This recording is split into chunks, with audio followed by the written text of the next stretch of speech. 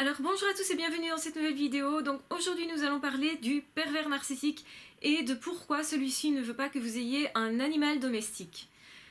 Alors, comment est-ce que ça s'explique? Eh bien en fait, si vous avez suivi toutes mes autres vidéos, vous avez certainement compris que le pervers narcissique va vous couper de vos relations et surtout des relations qui sont bonnes pour vous. Et justement, dans ces relations bonnes pour vous, il y a la relation avec l'animal domestique et ça peut aussi être avec d'autres animaux, pas les vôtres.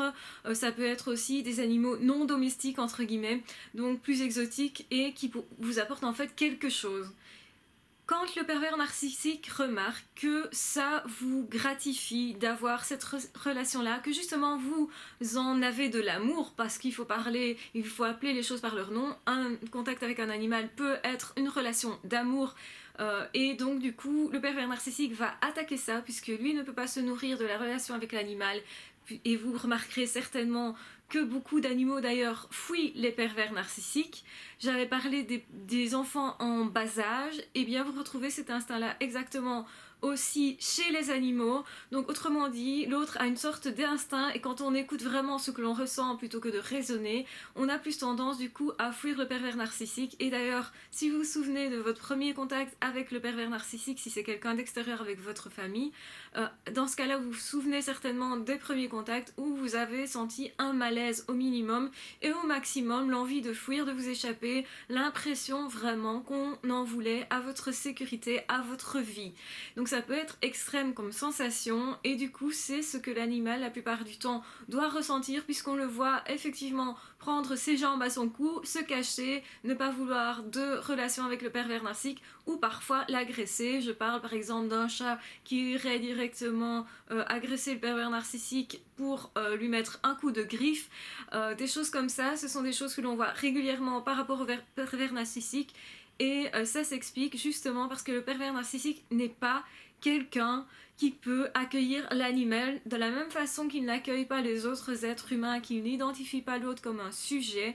Il voit aussi les animaux comme des objets et donc du coup il ne peut pas non plus être gratifié, se sentir rempli d'une éventuelle relation avec un animal. Donc évidemment la victime c'est tout l'inverse, elle a cette capacité d'être en relation avec un animal, d'en tirer quelque chose de bénéfique et pour l'animal et pour elle-même. Donc généralement évidemment une relation c'est lorsque deux personnes ou deux antagonistes, on va dire, tirent un bien-être de cette relation-là en tant qu'un avantage, quel qu'il soit.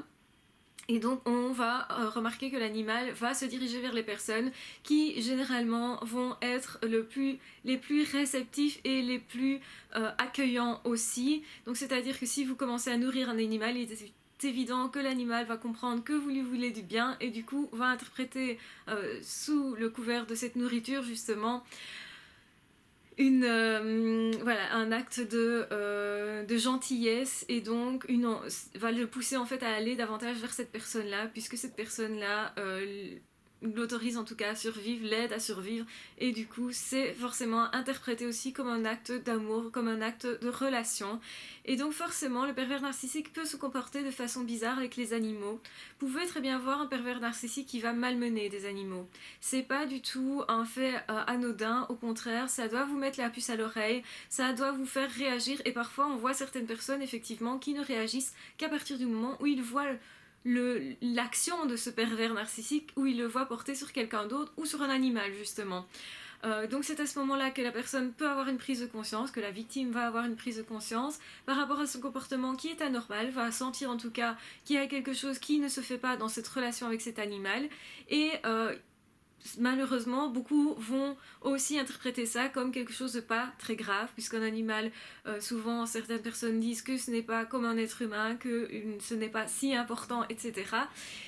Évidemment, d'autres personnes ne sont pas du tout comme ça. Moi, je suis plutôt à considérer qu'un animal, c'est vraiment important de le gratifier, de le récompenser. Une relation avec un animal est quelque chose de très respectable pour moi. Donc, je sais que ça n'a pas la même valeur pour chaque personne. Donc, ça, c'est du vécu personnel et c'est aussi, je pense, lié à l'histoire familiale, donc la manière dont on a été éduqué. Mais malgré tout, si vous voyez qu'un pervers narcissique se comporte avec un animal de façon bizarre, c'est un indicateur qui doit vous faire réagir, qui doit vous faire prendre conscience que cette relation n'est pas normale, puisque le pervers narcissique lui-même n'est pas normal et que la relation ne peut pas se faire à cause de ce qu'est le pervers narcissique, hein. C'est exactement la même chose que quand un pervers narcissique est en relation avec une autre personne.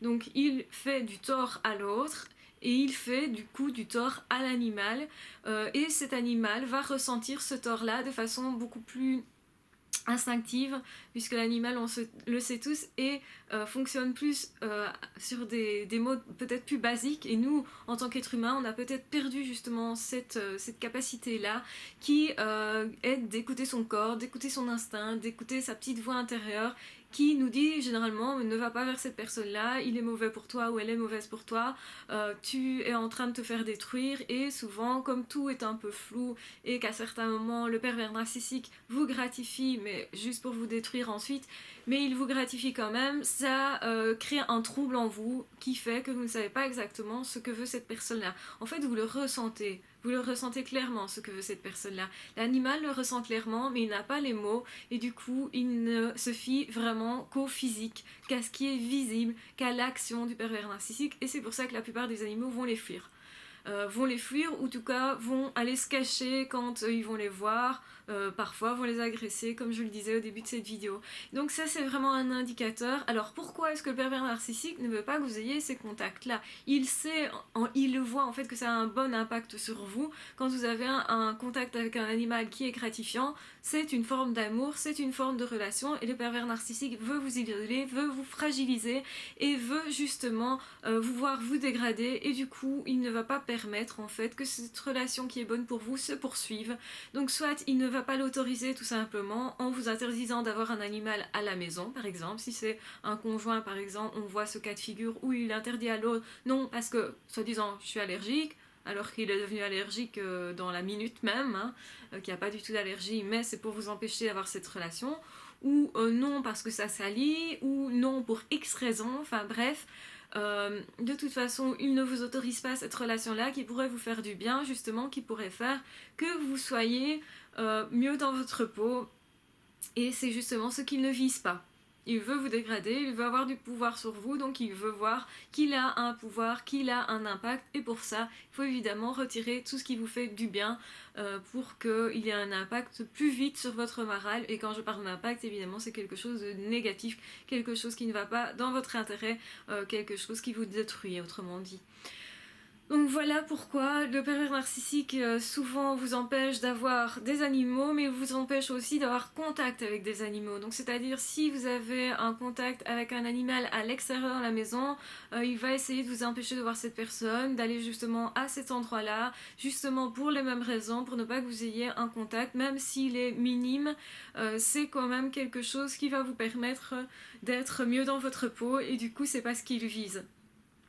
Donc voilà, souvent, c'est pas non plus le genre de personne qui va vous emmener visiter un endroit où les animaux sont comme un parc d'attractions, on va dire, ou un parc animalier plutôt, où vous pourriez avoir de bons contacts justement. Si vous visitez, si vous visitez, non mais quand même pas, s'il vous emmène voir des animaux, etc., il va choisir des endroits où ils ne sont pas bien, où vous allez vous sentir éventuellement mal en voyant ces animaux-là, comme par exemple des endroits où ils seraient dans de toutes petites cages, ou bien des endroits où on ne sait pas les voir et c'est frustrant parce qu'on ne sait pas les voir et qu'on a payé, enfin des choses comme ça.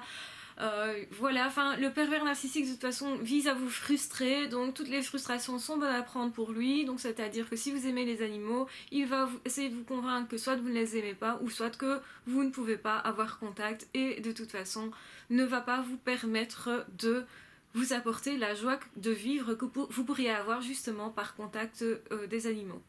Donc voilà.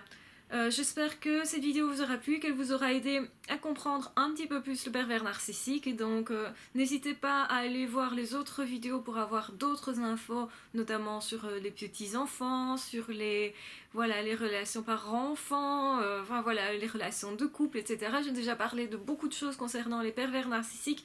Malgré tout, je continue effectivement d'ajouter leurs particularités qui sont vraiment communes à tous les pervers narcissiques, puisqu'ils se comportent vraiment de façon schématisée, on va dire, donc tous en fonction du même fonctionnement. Donc du coup, je pense que avec tout ça, vous devriez avoir beaucoup plus facile de les repérer, de vous en défendre, de éventuellement couper une relation, même si ça reste difficile et ça se fait de toute façon par étapes. Je rappelle que ça reste difficile pour tout le monde, c'est pas pour ça qu'on ne le fait pas. Ce qui est difficile n'est pas impossible, n'oubliez surtout pas ça. En tout cas, je vous embrasse très fort, surtout prenez soin de vous, prenez soin de vos animaux si vous en avez. Si vous venez de rompre avec un pervers narcissique, eh bien achetez le chien ou le chat dont vous avez toujours rêvé et dont vous vous êtes toujours privé. Commencez à vivre vraiment, et c'est déjà un début de guérison que de se permettre de faire ce qu'il ne nous autorisait pas, ou ce qu'elle ne nous autorisait pas, puisque rappelons-le, un pervers narcissique est autant un homme qu'une femme. Voilà, j'espère que cette vidéo vous aura aidé en tout cas à voir clair là-dedans. Et je vous embrasse de toute façon très fort. N'hésitez pas à vous abonner à la chaîne si vous n'avez pas déjà fait et si vous ne voulez pas louper une seule des vidéos. On se retrouve de toute façon très vite pour d'autres vidéos. A ciao, bye bye!